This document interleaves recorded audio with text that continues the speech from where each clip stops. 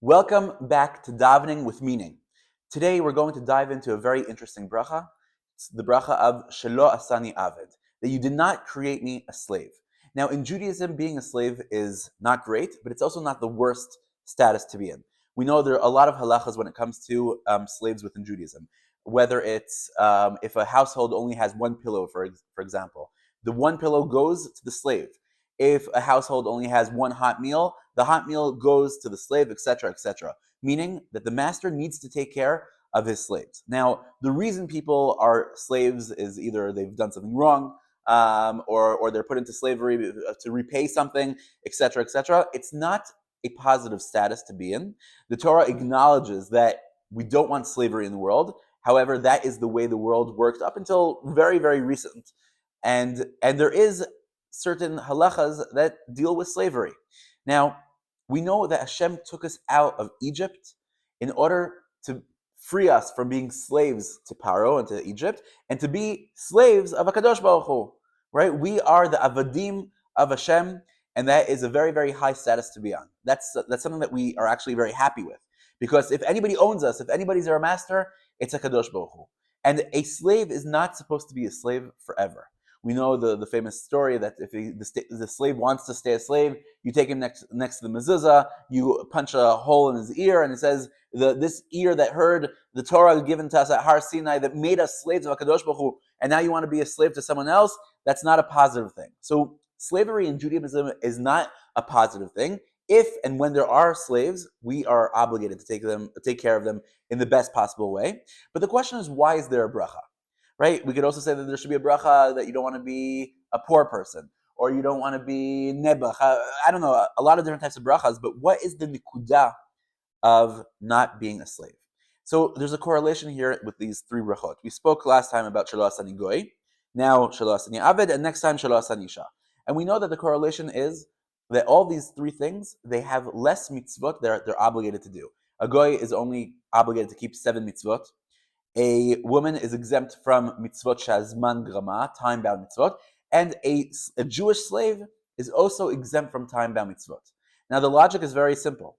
If I am a slave, that means I'm not the master of my own will, and therefore it's not my time. I don't control my time. If my master says do X, I can't start a negotiation. Well, I have to daven shacharis. Well, I have to put on tefillin. I have to do mincha. It's not your time. It's your master's time. That's why Jewish slaves are exempt from time-bound mitzvot. Interesting anecdote. Everybody that becomes a slave to a Jew needs to convert after their slavery, meaning the conversion starts when they start their slavery, and it ends when they are freed. Now, the famous question is, but you can't force someone into Judaism. And that's true. And that's why you can't force anybody to be a slave. Meaning, to be a slave for a Jewish owner needs to come from a place that you're willing and wanting to do that whole process of also converting, and also ala derech to be this person's slave. It's a very, very interesting halacha about that, but this is not the time to talk about it. Right now we're talking about Jewish slaves. Jewish slaves are exempt from time-bound mitzvot. And when I wake up in the morning, I want to thank HaKadosh Baruch Hu for all the opportunities to get connected with HaKadosh Baruch Hu. We say that a mitzvah comes from the word of tzevet, tzavta. I'm becoming Hashem's team when I fulfill a mitzvah. So every single time I fulfill a mitzvah, one of the 613, I'm getting closer to Hashem. I'm tying the knot closer with HaKadosh Baruch Hu. And here is the time in the morning that we say that we are thankful that we are not slaves and we are free to worship HaKadosh Baruch Hu and to get connected to Hashem.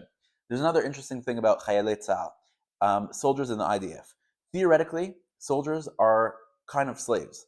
And now, why do I say they're kind of slaves? Because they don't have free will with what they're doing. They have a commander, and whatever he says needs to go. And if they don't listen to him, they could also get punished. So in the army in 1962, if I'm not mistaken, there were rules set in place in order to give certain rights for religious soldiers. For example, that they get time every single morning to daven shacharis, and time for mincha, and time for mariv, and Shabbat, etc., etc. So even soldiers that theoretically might be viewed as slaves, until 62, they were kind of viewed as slaves, and they were exempt from certain time-bound mitzvot, but that's not a lechatchila type of thing, and the Rabbanut HaTzva'it said, Ad kan, right now we need them to be able to fulfill time-bound mitzvot. And from that moment on, these soldiers are not viewed halachically as slaves, rather as soldiers, and they are also obligated to keep the time-bound mitzvot. Have a wonderful day.